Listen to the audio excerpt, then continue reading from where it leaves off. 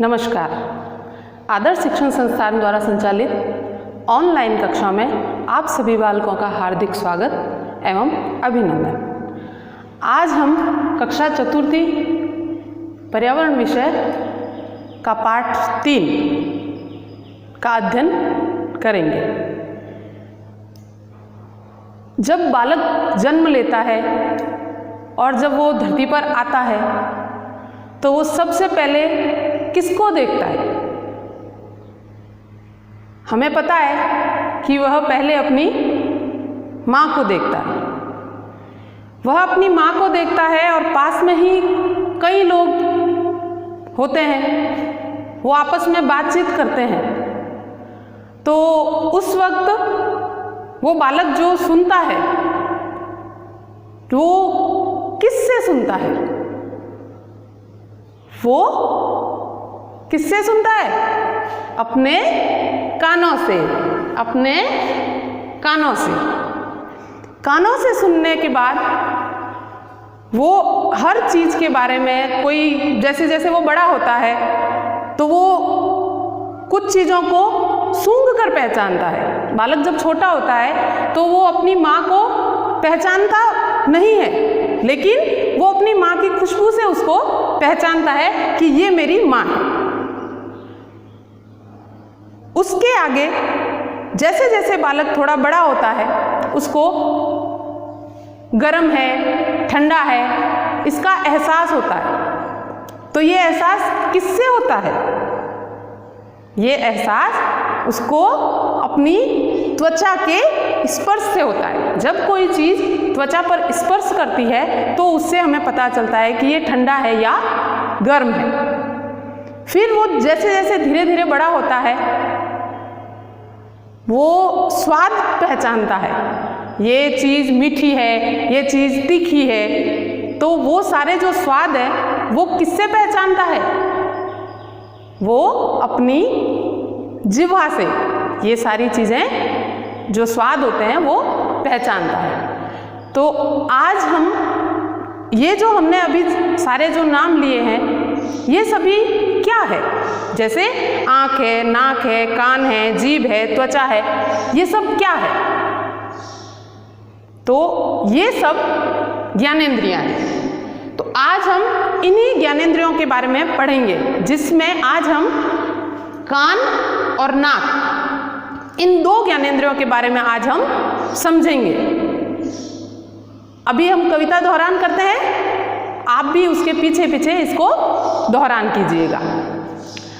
नयन देखते चांद सितारे। नयन किसे कहते हैं? आँखों को। तो ये आँखें क्या करती है? चांद और सितारे जो होते हैं उनको हम अपनी आँखों के द्वारा देखते हैं। तो ये आँखें क्या हुई? हमारी ज्ञानेंद्रियों का पहला शब्द। जीभ सदा लेती चटकारे।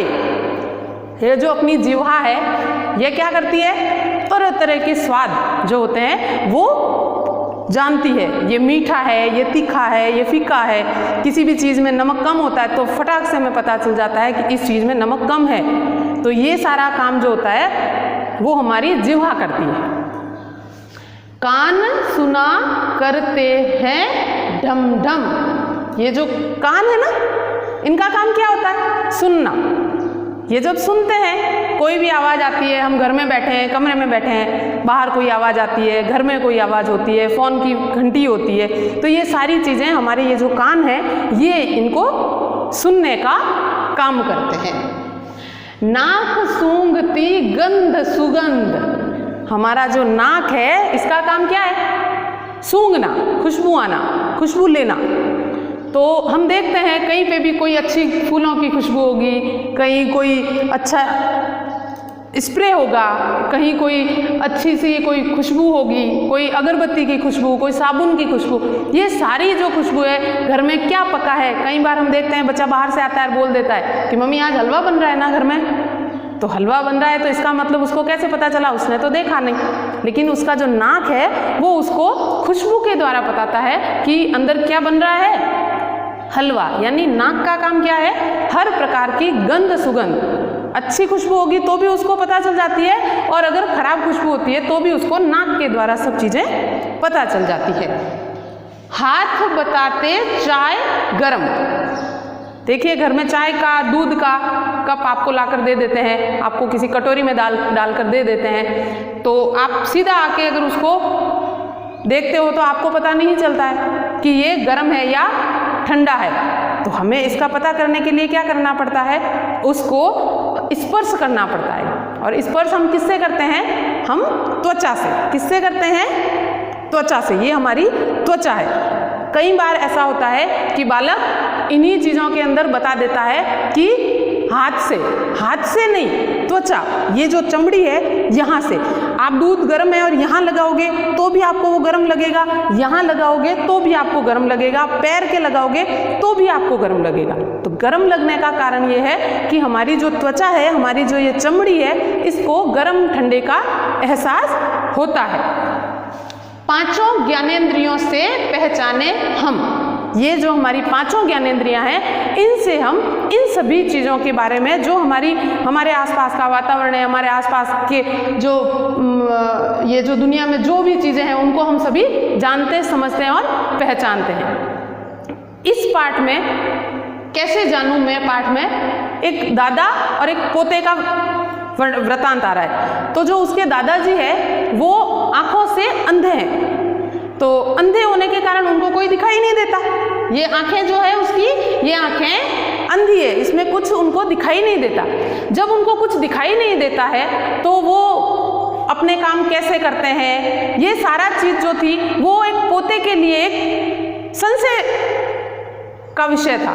वो सोचता था कि दादाजी को ये सारे अपने जो काम होते हैं वो कैसे करते हैं। तो एक दिन दादाजी योग शिविर में जाते हैं।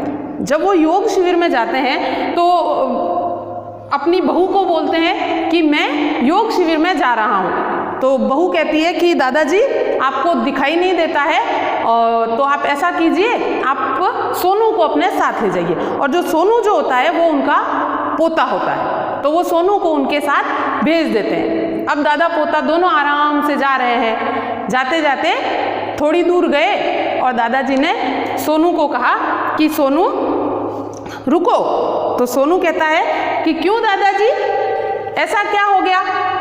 तो वो कहते हैं कि यहाँ एक मंदिर है, तो मैं उस मंदिर में मुझे हाथ जोड़ने हैं। तो वो वहाँ पर मंदिर में हाथ जोड़ते हैं। तो सोनू पूछता है कि दादाजी आपको कैसे पता चला कि यहाँ पर मंदिर है।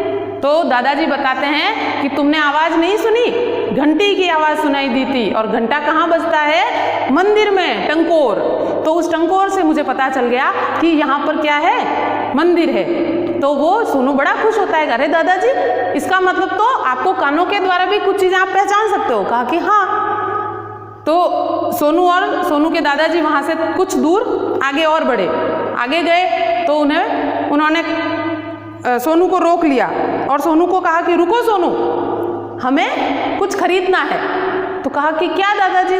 तो कहे देख जलेबियों की खुशबू आ रही है, हमें जलेबी खरीदनी है। तो सोनू फिर से, अरे दादाजी आपको कैसे पता चला कि यहाँ पर जलेबियाँ बन रही है। तो दादाजी बड़े खुश होकर बताते हैं कि सोनू ये जो जलेबियाँ हैं ये मुझे मेरे नाक की गंध के कारण पता चला कि यहाँ पर जलेबियाँ बन रही है। तो दोनों दादा पोते वहाँ से जाते हैं और वहाँ से जो जलेबियाँ होती है वो लेते हैं और वहाँ पर खाते हैं बैठ के। देखिए हमारी जो ये पांचों ज्ञानेंद्रियाँ हैं, ये ज्ञानेंद्रियाँ हमारे आसपास का जो भी, हमारे आसपास की जो दुनिया है उसके अंदर क्या क्या होता है उसको सबको जानना, समझना और पहचानना, ये तीनों काम है जो हमारी ज्ञानेंद्रियाँ करती है। दूसरा है, देखिए कान है, तो जैसे हम नहाते हैं वैसे ही हमें हमारे कान की भी नियमित रूप से सफाई करनी चाहिए। यदि हम नियमित सफाई नहीं करेंगे तो हमारे कानों में अनेक प्रकार के रोग लग जाएंगे। तो हम कान की जब सफाई करें तो उसके लिए पेंसिल या किसी तीखी चीज़ का उपयोग ना करें, उसके लिए आप रुई इत्यादि का उपयोग करके उसको साफ कर सकते हैं और नियमित रूप से इसको साफ करना।